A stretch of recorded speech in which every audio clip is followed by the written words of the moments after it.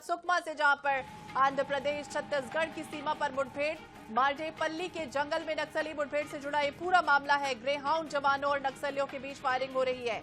2 से 3 नक्सलियों के मारे जाने की भी खबर सामने आई है। वहीं सेंट्रल कमेटी सदस्य गजराला रवि के ढेर होने की सूचना मिल रही है। नक्सली चलपति की पत्नी अरुणा के मारे जाने की भी खबर है। आंध्र प्रदेश पुलिस ने मुठभेड़ की पुष्टि की। अहम खबर आपको बता दें, छत्तीसगढ़ आंध्र प्रदेश बॉर्डर पर मुठभेड़, 3 नक्सलियों के ढेर होने की सूचना मिल रही है। इनमें सेंट्रल कमेटी मेंबर गजराला भी शामिल है। वहीं आपको ये भी बता दें कि चलपति की पत्नी यानी कि अरुणा के मारे जाने की भी खबर मिली है।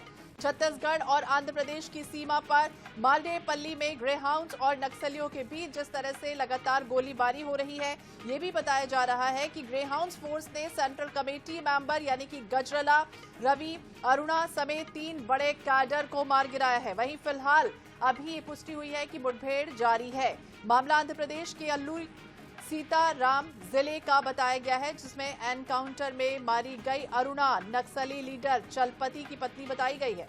वहीं गजराला पर भी कई केस दर्ज है। 10 फरवरी 2012 को गजराला यानी कि रवि ने अपने साथियों के साथ बीएसएफ की टीम पर हमला किया था। कमांडेंट सहित 3 जवानों को भी ढेर किया गया था और उनके हथियार लूट लिए गए थे। 2014 से फरार था और छत्तीसगढ़ में लगातार ये एक्टिव था। तो यह अहम खबर आपको बता दें, जहां आंध्र प्रदेश छत्तीसगढ़ की सीमा पर मुठभेड़ जारी है। लीलाधर राठी ज्यादा जानकारी के लिए हमारे सहयोगी हमारे साथ जुड़ गए हैं। लीलाधर, क्या अपडेट इसको लेकर छत्तीसगढ़ आंध्र प्रदेश बॉर्डर पर जिस तरह से मुठभेड़ हो रही है?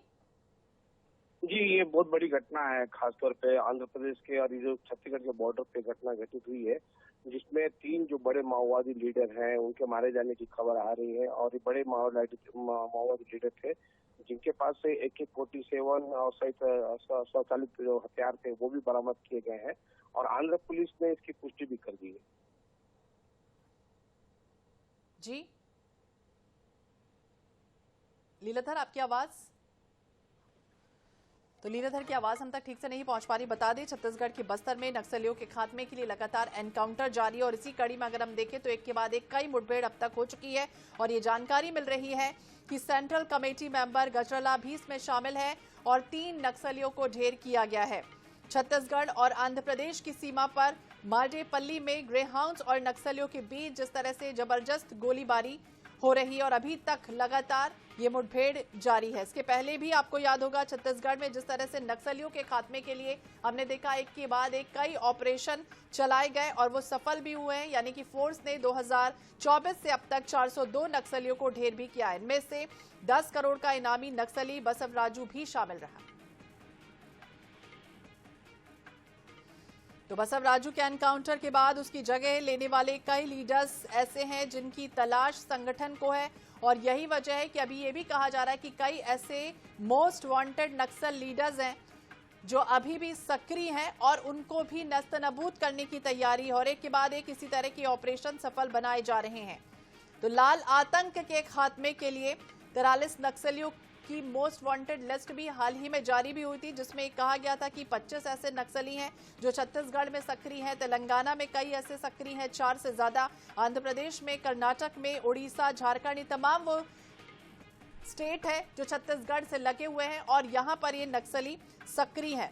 तो मोस्ट वांटेड नक्सल लिस्ट में भी कई नक्सलियों का नाम है और जल्द से जल्द ये उम्मीद की जा रही है कि उन सभी को भी ढेर इसी तरह से किया जाएगा। तो एक खबर आपको बता दें, सुकमा से सामने आई इस वक्त ये अहम खबर है, जहां छत्तीसगढ़ आंध्र प्रदेश बॉर्डर पर मुठभेड़ और 3 नक्सली लीडर इस समय ढेर किए गए हैं। इसके पहले भी बसवराजू को जिस तरह से ढेर किया गया था, 10 करोड़ का इनामी नक्सली, और अब जितने भी नक्सली हैं जो लीडर्स हैं उन्हें भी ढेर करने की तैयारी है। ज्यादा जानकारी के लिए एक बार फिर से रुक करेंगे। लीलाधर राठी हमारे सहयोगी हमारे साथ जुड़ गए। लीलाधर, आप अपनी बात पूरी कर सकते हैं।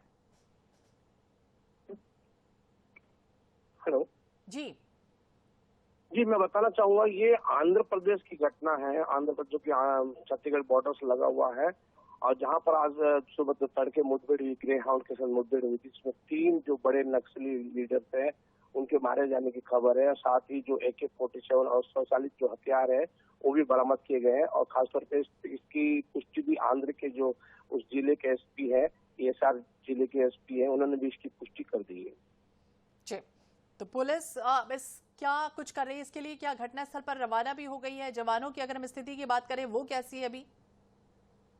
नहीं, फिलहाल जो जानकारी आ रही है कि किसी तरह की जो कैजुअलिटी अभी पुलिस की ओर से नहीं आई है। खासतौर पर नक्सलियों को बड़ा नुकसान हुआ है। जो 3 बड़े नक्सली हैं वो CWJ जो है, जो सेंट्रल कमेटी के जो मेंबर कहा जाता है, उनके मारे जाने की बात सामने आई है। हालांकि अभी सर्चिंग अभियान जारी है और भी बड़े तादाद में नक्सलियों के मारे जाने की बात सामने आ सकती है। जी, नजर बनाए रखिए। बहुत बहुत शुक्रिया लीलाधर जानकारी के लिए।